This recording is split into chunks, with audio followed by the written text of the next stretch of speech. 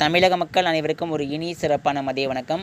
தினசரி வானிலை பற்றி மேலும் தெரிந்துக்கொள்ள நம்ம சேனல் மறக்காமல் சப்ஸ்கிரைப் பண்ண மாதிரி கேட்டுக்கொள்ளப்படுகிறது. இன்றைக்கான தேதி பார்த்தீங்கன்னா ஜூலை 7/7/2023 ஆகிறது.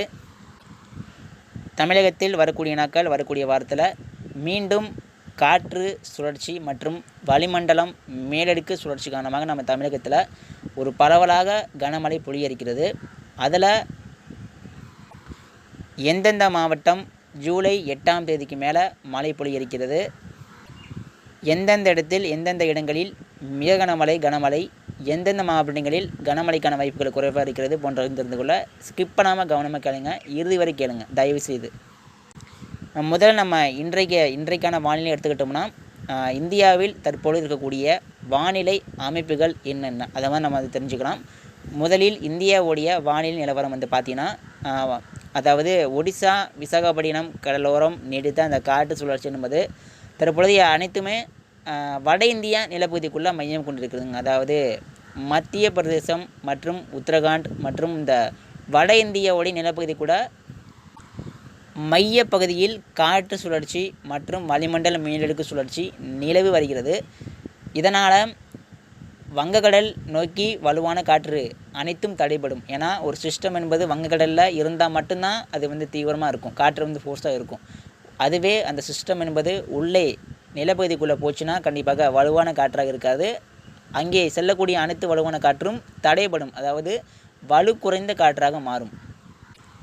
இதன் காரணமாக இன்று முதல் தமிழகத்தில் வீசக்கூடிய ஆடி மாதம் வீசக்கூடிய வலுவான காற்றுகள் அனைத்தும் இன்று வீசினாலும் கூட நாளை முதல் படிப்படியாக குறையும். நாளை முதல் படிப்படியாக குறைந்து ஜூலை 8ஆம் தேதிக்கு மேலே மேலும் குறைந்து ஜூலை 9ஆம் தேதி அதைவிட குறைந்து நம்ம தமிழகத்தில் ஜூலை 9ஆம் தேதி முதல் மழைக்கான சாதகத்தை காற்று ஏற்படுத்திடும். அதாவது மெல்ல நகரும் காற்றாக மாறிடும் என்பதை தெரிவிக்கப்படுகிறது. அதாவது மெல்ல நகரும்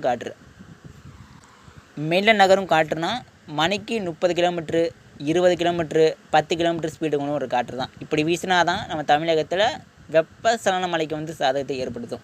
இதுவே 50 கிலோமீட்டர், அது 60 கிலோமீட்டர் 70 கிலோமீட்டர் காற்று வீசிக்கிட்டே இருந்தால் வெப்பசலன மழை எங்குமே பதிவாகாது. எனவே இந்த வலுவான காற்று அனைத்தும் நாளை முதல் படிப்படியாக குறையும். நாளை முதல் தமிழகத்தில் நிலப்பகுதிக்குள்ளே பயணிக்கும் அனைத்து காற்றும் படிப்படியாக குறையும் என எதிர்பார்க்கப்படுகிறது. ஜூலை 9ஆம் தேதி முதல் மேலும் குறைந்து காணப்படும் காற்று. இதன் காரணமாக தமிழகத்தில் இன்றைக்கான இடிமலை வாய்ப்புகள் பொறுத்த வரைக்கும் குறைவு தாங்க. இன்றைக்கான இடிமலைக்கான வாய்ப்புகள் மழைக்கான வாய்ப்புகள் மிகவும் குறைவு தான். இன்றைக்கு டெல்டா மாவட்டம் மழை வாய்ப்பு இல்லை, வட மாவட்டம் வடகடலோர மாவட்டம் மழைக்கான வாய்ப்பு இல்லை, கடலோர மாவட்டம் அதாவது சென்னை கோடியக்கரை நாகப்பட்டினம் புதுச்சேரி இந்த கடற்கரை ஓரம் வங்கக்கடலோர மாவட்டங்களுக்கு கனமழைக்கான வாய்ப்புகள் இல்லை. அடுத்த ஒரு 2 நாட்களுக்கு கண்டிப்பாக மழைக்கான வாய்ப்புகள் மிகவும் குறைவாக காணப்படுகிறது. இன்றும் நாளையும் ஒரு 8ஆம் தேதி வரைக்கும், அதாவது ஜூலை 8ஆம் தேதி வரைக்கும் கனமழைக்கான வாய்ப்புகள் குறைவுதான். தென் மாவட்டம், டெல்டா மாவட்டம், வட மாவட்டம், மத்திய உள் மாவட்டம், மேற்கு தொடர்ச்சி மலைப்பகுதி இன்று வேணால் இருக்கலாம். இன்று கூட கொஞ்சம் கனமழை கொஞ்சம் கிடைக்கலாம். இன்று தான் கொஞ்சம் கடைசி நாள், ஏன்னா நாளை மிகவும் குறைஞ்சிரும். இன்று தென்மேற்கு பருவமழை கொஞ்சம் சீராக சாரல் தூறல் அவ்வப்போது கனமழையாக கொடுக்கும். நாளை முதல் தென்மேற்கு பருவமழை வலு குறைந்த ஒரு தென்மேற்கு பருவமழையாக, அதாவது சாரல் தூறல் நாளை தூறலாக விடைபெறும். நாளை மறுநாள் முற்றிலுமாக விடைபெற்று இடிமலை அங்கே பொழிய போகிறது. இடிமலை மற்றும் வெப்பசலன மழை கூட கேரளாவில் வரக்கூடிய வாரத்தில் பெய்யலாம் என எதிர்பார்க்கப்படுகிறது. அதுவும் கொஞ்சம் சில பல இடங்கள் தான் கிடைக்கும். கேரளா முழுவதும் தென்மேற்கு பருவமழை என்பது தீவிரம் என்பது இன்று முதல் குறைஞ்சிரும். இன்று தான் கடைசி நாள். நாளை முதல் படிப்படியாக மேலும் தீவிரம் குறைஞ்சிரும். 9ஆம் தேதி நம்ம தமிழ்நாட்டில் உள் மாவட்டம், மத்திய மாவட்டம், டெல்டா மாவட்டம், வட மாவட்டம் மற்றும் அனைத்து மாவட்டங்களிலும் ஒட்டிய உள் மாவட்டம், கடலோர மாவட்டங்களுக்கு கனமழை, மிக கனமழை மற்றும் வெப்பசலன மழை அதிகரிக்கும். இந்த பக்கம் நம்ம பக்கம் மழை வந்துடும், அந்த பக்கம் மழை குறைஞ்சிரும். இப்படி தான். எனவே இன்றைக்கான மேலும் மழை வாய்ப்புகளை பொறுத்த வரைக்கும் சேலம், கிருஷ்ணகிரி, தருமபுரி, ஈரோடு, நீலகிரி மற்றும் ஒசூர், பெங்களூர் ஆகிய மாவட்டங்களில் ஆகிய இடங்களில் கொஞ்சம் சில பல இடங்களில் மிதமான மழையோ அல்லது ஒரு சில இடங்களில் சற்று கனமழையோ இன்று பதிவாகலாம் என எதிர்பார்க்கப்படுகிறது. சேலம், கிருஷ்ணகிரி, தருமபுரி, நீலகிரி, ஈரோடு மாவட்டங்களில் சில பல இடங்களில் மிதமான மழையோ அல்லது சற்று கனமழையோ பதிவாகலாம் என எதிர்பார்க்கப்படுகிறது. பரவலாக கிடையாது, கொஞ்சம் சில பல இடங்கள். அடுத்து மேலும் ஒரு மழை வாய்ப்புகளை பொறுத்த வரைக்கும் நம்ம திண்டுக்கல், மணப்பாறை, தேனி, மதுரை இந்த இடங்களில் கொஞ்சம் மழைக்கான வாய்ப்பு இருக்குது. அதுவும் மிதமான மழைக்கு மட்டும்தாங்க வாய்ப்பு இருக்குது. மிதமான மழை மட்டும்தான் வாய்ப்பு இருக்குது. அதாவது தேனி, மணப்பாறை, திண்டுக்கல், மதுரை, தேனி மற்றும் இந்த தேனி மாவட்டம், திருநெல்வேலி, கன்னியாகுமரி இந்த மாவட்டங்களில் ஒரு சில இடங்களில் மிதமான மழை பெய்யலாம் எதிர்பார்க்கப்படுகிறது. ஸோ எனவே தெளிவாக சொல்லப்போனால் இன்று தென்மேற்கு பருவமழை இன்று முதல் தீவிரம் குறைஞ்சிரும். நாளை அதை விட குறைஞ்சிரும். நாளை மறுநாள் முற்றிலும் இருக்காது. நாளை 9ஆம் தேதி கூட அங்கே இடிமலை தான் பதிவாகும். தென்மேற்கு பருவமழை வலுவான காற்றோ அல்லது ஈரப்பதம் காற்றோ அல்லது குளிர்ச்சியான நிலையோ நிலவாது.